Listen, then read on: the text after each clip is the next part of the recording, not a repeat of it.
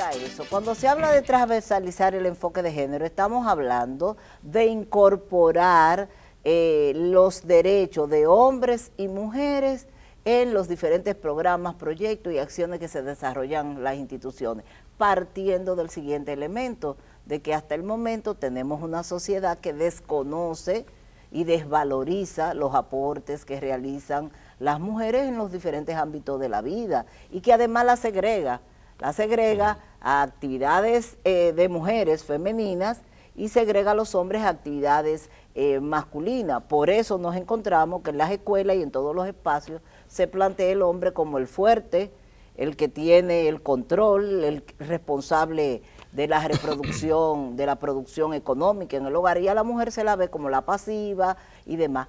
Todos esos elementos entonces, lo que han dicho los estudios es que llevan a que en su vida de adultos, hombres y mujeres entonces actúen con esos valores que le plantearon, la mujer pasiva, el hombre activo. Ahí se les enseña también que los hombres son dueños de las mujeres, por lo tanto, cuando tienen pareja, los hombres se sienten en el derecho de golpear, de maltratar a una mujer, porque eso fue lo que le enseñaron, que ellos eran los fuertes, los rudos, y que ellas lo que tienen que hacer es simplemente responder y obedecer a todo lo que plantean los hombres. Entonces, elementos como esos son lo que quiere esta política de construir. Cuando se habla de deconstruir es esos estereotipos. Claro. Y estamos hablando de una ordenanza que manda a que se elabore una política de género que va a incidir en los planes, en los programas, etcétera, etcétera, del Ministerio de Educación. Es decir, que estamos hablando de algo que se va a construir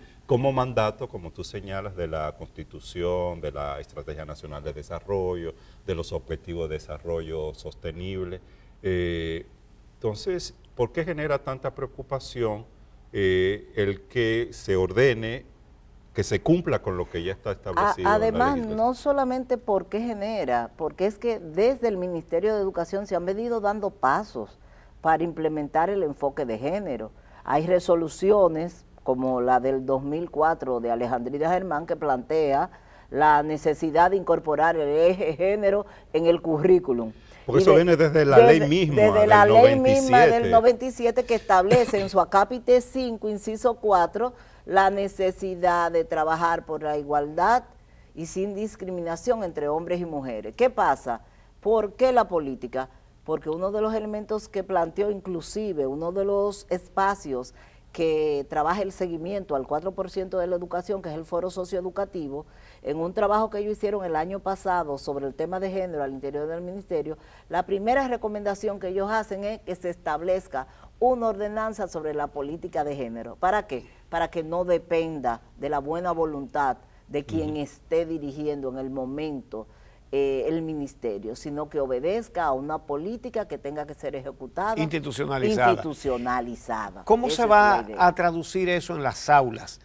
Porque lo que alguna gente, la preocupación que tiene alguna gente que le están diciendo que en las aulas le van a decir a los estudiantes que sin importar si son varones o hembras, que van a tener la oportunidad de elegir lo que van a querer en ese orden después. Es verdad que se va a enseñar eso. Lo primero es que no podrían decir qué se va a enseñar o qué no se va a enseñar porque la política no está diseñada. La orden departamental da un plazo de 60 días para el diseño metodológico. Yo creo que aquí en esto hay mucho de fantasmas y mucho de caricatura, de personas que tradicionalmente se han opuesto a que los derechos de las mujeres sean reconocidos y sean implementados en el país. Porque realmente por ninguno de los elementos que plantea la orden se habla de los contenidos. Ahora, sí es importante indicar, ¿qué se plantea? El enfoque de género es una categoría analítica, es una categoría de análisis, y en esa categoría de análisis como enfoque sí plantea un tema de derechos, de igualdad de derechos, y que el lente con el que debe mirarse el proceso de la educación es un lente centrado en ver diferencias y al mismo tiempo cuáles son las coincidencias y qué cosas hay que mejorar para que niños y niñas tengan igualdad de oportunidades, como yo he dicho. Aquí a nadie se le ocurre pensar que todavía hay profesores y profesoras que cuando están en el aula y necesitan un vaso de café o de agua, no mandan al varoncito a buscárselo, mandan a la hembra a buscarle el vaso de café o de agua, porque entienden que ese es parte del servicio de las chicas. Del rol que las mujeres Ahora, tienen si que van desempeñar. a mandar a hacer algo que tiene que ver con una tarea de ciencia o matemática, mandan al varón. Entonces se continúan repitiendo esos estereotipos de la niña para el cuidado, los quehaceres, y el varón para lo público, y después nos quejamos cuando vemos que hay pocas mujeres en puestos de dirección, o que, por ejemplo, una situación altamente grave y que se está trabajando desde el sector privado y público en alianza, es la de los salarios menores de las mujeres aún siendo más capacitadas. En este momento las estadísticas indican eso. Hay que hacer una conexión y ver que todo esto de una u otra forma está vinculado. Lo que hagamos en la educación preuniversitaria va a tener impacto en la vida de adulto y en la sociedad en sentido general. ¿Ustedes han hecho algún estudio de la cantidad, la proporción de varones y hembras en determinadas carreras que se identifican como que eso para los hombres y aquello es para las mujeres? Por ejemplo, en ciencia, en los diferentes tipos de ingeniería.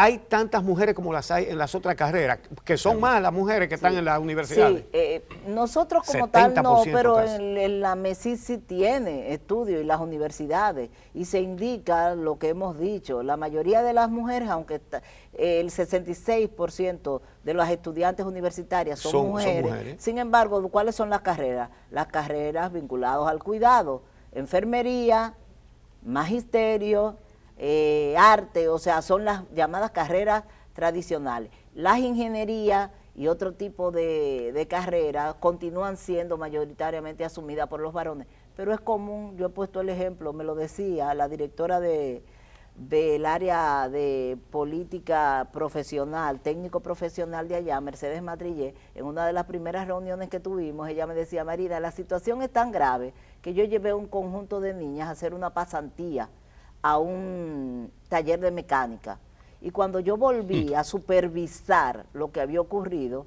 el señor me dijo: oiga, le estoy tratando tan bien que no he dejado que se ensucien y la tengo en la recepción. Oye. O sea, las niñas estaban entrenadas para ser mecánicas y él decidió que iban a estar en la que recepción. iban a estar en la recepción. Y situaciones como esa, ayer un padre también explicaba y fue al ministerio a decir que su hija había estudiado electricidad y que no encontraba dónde se la aceptaran para hacer la pasantía, porque en el imaginario, en la cultura todavía se entiende que las niñas no son buenas en esas áreas y se siente el deseo de protección, de sobreprotección. Es cambiar un poco toda esa Una de las toda esa críticas concepción que algunos sectores han estado haciendo a la ordenanza es que la misma manda a la constitución de un comité asesor, ¿no?, que le va a estar acompañando en el proceso de formulación de las políticas en materia de género, y que en ese equipo asesor o consejo asesor, bueno, está el Ministerio de la Mujer, como tiene que ser, ¿no?, pero hay instituciones como el Instituto de la Mujer y la Familia de la UAS, el Centro de Género de INTEC, que algunos de los críticos han indicado que son sectores feministas radicales, dicen estos críticos, y que no entienden por qué no se ha abierto la posibilidad de que otros sectores puedan participar en la formulación de estas políticas. Bueno, lo primero es porque estamos en una etapa de carácter técnica, y en esa etapa de carácter técnico sí se creó, el mismo documento habla de una unidad operativa que es la unidad responsable. ¿Cuál es la unidad operativa? Bueno, el Viceministerio de Asuntos Pedagógicos y Técnicos, que es el que tiene que ver con toda la parte de contenido, donde está currículum, donde están los niveles. Los niveles son primaria, inicial, secundaria, pero también está el Viceministerio de Planificación del Ministerio de Educación. Y luego esas tres entidades asesoras, el Ministerio de la Mujer, porque es el encargado del rector de las políticas de género en el país, Y luego están también estas dos instituciones. ¿Por qué estas dos instituciones? Porque se trata de las únicas dos academias, y estamos hablando de un tema de educación, las únicas dos academias que tienen centros de estudios de género que han hecho volúmenes y volúmenes de investigaciones sobre este tema y sobre otros temas, que tienen además maestrías en estos temas desde hace más de 2 décadas, y que tiene personal especializado, porque creo que aquí nadie en el país se atrevería a cuestionar la calidad del Instituto Tecnológico, ¿verdad? Claro, Ni a del cuestión INTEC, claro. y del INTEC, y mucho menos a cuestionar los trabajos que se hacen también en la UAS. El país ha visto en estos días expresiones de brutalidad física de hombres contra mujeres que se han viralizado. Y obviamente que eso no nació en ese individuo. Eso tiene raíces, y esas raíces son viejas además. Y no hay duda de que hay que cambiar cosas. De manera que la prioridad de la sociedad es la igualdad, la equidad de los géneros, ¿verdad? Ahora, en abono de esa misma igualdad, una vez se haya avanzado en esto, que es lo más urgente, porque lo que pasa es que la expresión objetiva es que matan mujeres, que le dan golpe a mujeres y que las maltratan también de muchas otras formas que no son golpes físicos. Ahora, hay un asunto a resolver de género para los hombres. El 66% del estudiantado es femenino en las universidades. Y yo no sé si ustedes han estudiado eso, si eso tiene que ver con el hecho de que en las familias pobres el varón tiene un compromiso que le urge la familia de producir, y entonces las hembras tienen más oportunidad entonces de estudiar. Yo no sé si es eso. Pienso que eso puede ser una de las explicaciones. Pero no hay que dedicarse también a investigar esa situación y establecer por qué 2/3 partes del estudiantado universitario es femenino. De hecho, en el caso, acuérdense que aunque en el caso del ministerio tiene que ver con la política preuniversitaria, sí, algunos de las áreas que hay de investigación del ministerio, y justamente con el viceministro de Planificación tuvimos una conversación sobre la necesidad de evaluar qué es lo que está pasando con los niños y los adolescentes en el abandono de la deserción escolar, y por qué los muchachos están saliendo y dónde están esos muchachos y qué posibilidades hay de tratar de reinsertarlos en el sistema, porque también es un problema. Retenerlos en la escuela puede bajar el índice de delincuencia. Exactamente, entonces ahí se están diseñando en estos momentos algunos planes para ver cómo se reincorporan esos muchachos que han estado desertando, porque además necesariamente no tiene que ver ni siquiera con la condición de los embarazos de las adolescentes, que es un tema que claro, tiene que ver también con toda esta política de género, cómo podemos a través de ella reducir que las niñas reciban las informaciones suficientes y necesarias para que estos embarazos y estos matrimonios infantiles desaparezcan.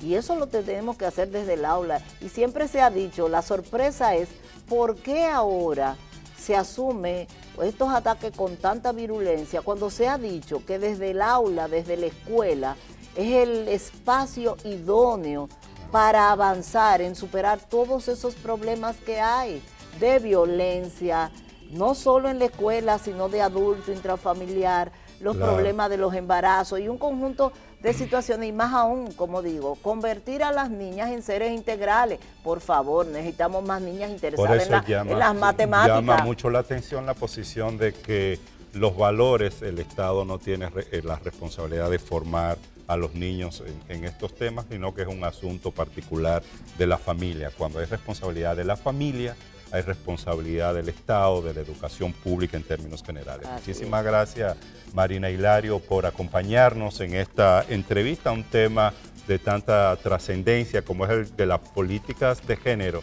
en el Ministerio de Educación, el sistema educativo, y ojalá que haya más políticas de género a nivel de todas las políticas. Y recuerden, amigos, que el trabajo que presentamos sobre el ajusticiamiento esta mañana va, pero separado por cada tema, por cada pregunta con cada respuesta sobre el ajusticiamiento, en uchilora.net, búsquenlo ahí, que en un ratito se comienzan a poner esos fragmentos de ese trabajo. Y hoy es la fiesta de la libertad y vamos a celebrar el Día del Chivo. De las 6 de la tarde. Ah, no, ya lo mencionamos al principio. Con Wilfrido Vargas en Sanssouci. En Sanssouci. Y pueden ir al Museo de la Resistencia, que de ahí lo llevan en guagua también. Así. Amigos, hasta mañana.